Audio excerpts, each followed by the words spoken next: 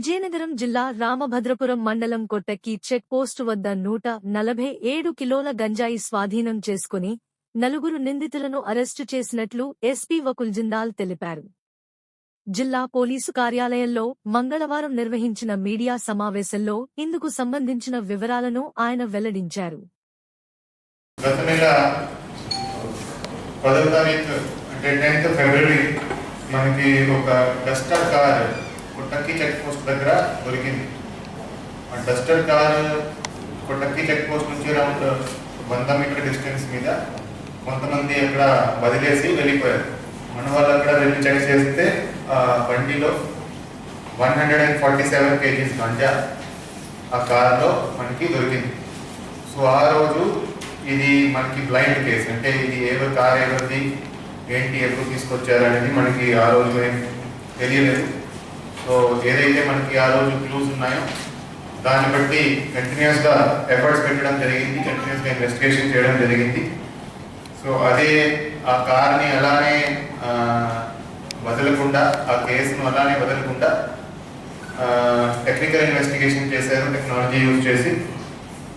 దాన్ని బట్టి ఫస్ట్ మనం ఈరోజు ఈ కేసులో నలుగురు ముద్దాయిల్ని మనం అరెస్ట్ చేయడం జరిగింది.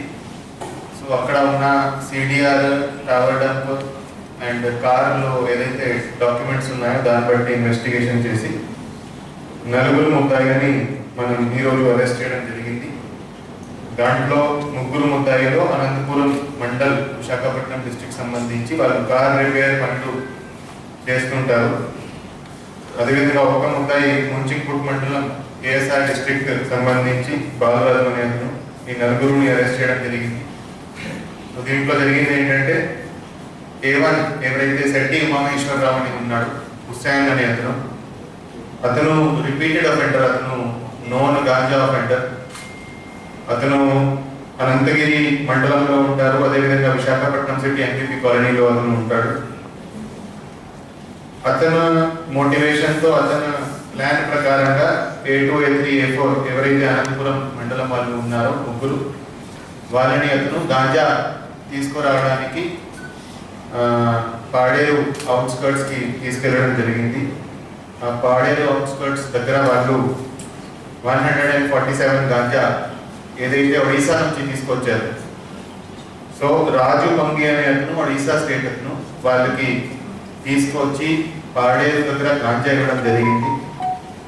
ఆ గాంజాను డస్టర్ కార్లో లోడ్ చేసుకొని విశాఖపట్నం సైడ్కి వాళ్ళు తీసుకెళ్తుంటే మనకి కొట్టకి చెక్ పోస్ట్ దగ్గర వాళ్ళు పోలీసు వైద్య చెక్ చేస్తున్నారని చూసి భయపడి కార్ను చెక్ పోస్ట్ దగ్గర అబెండన్ చేసి వదిలేసి పారిపోయారు.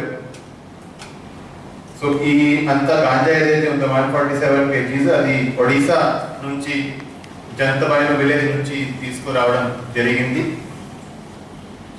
బాలరాజు అనే అతను, ముంచింగ్పుట్ అతను, అదేవిధంగా ఇంకొక ఉపేష్ అనే అతను ఆ గాంజాను పైలట్ చేశారు.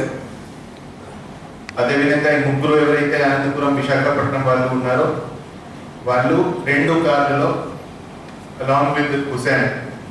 సో వీళ్ళు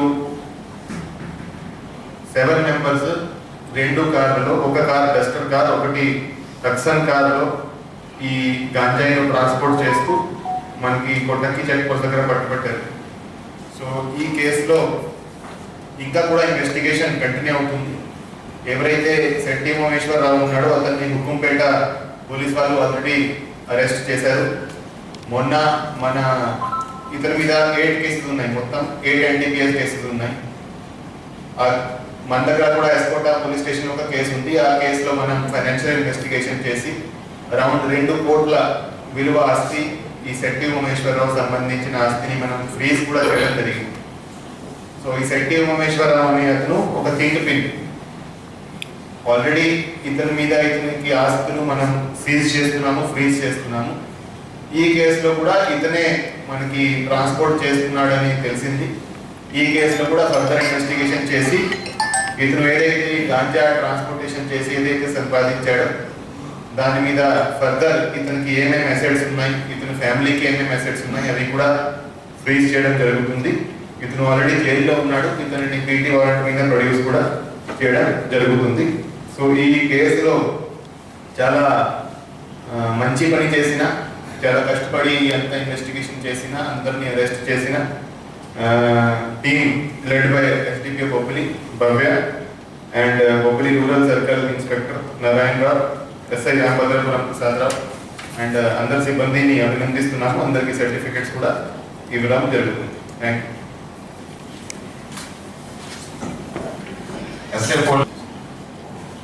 రవి, ఏ ధర్మారావు గారు, నాగేశ్వరి గారు, వీళ్ళంతా మంచి టీం వర్క్ ఈ కేసు పక్కన మంచి సక్సెస్ చేశారు.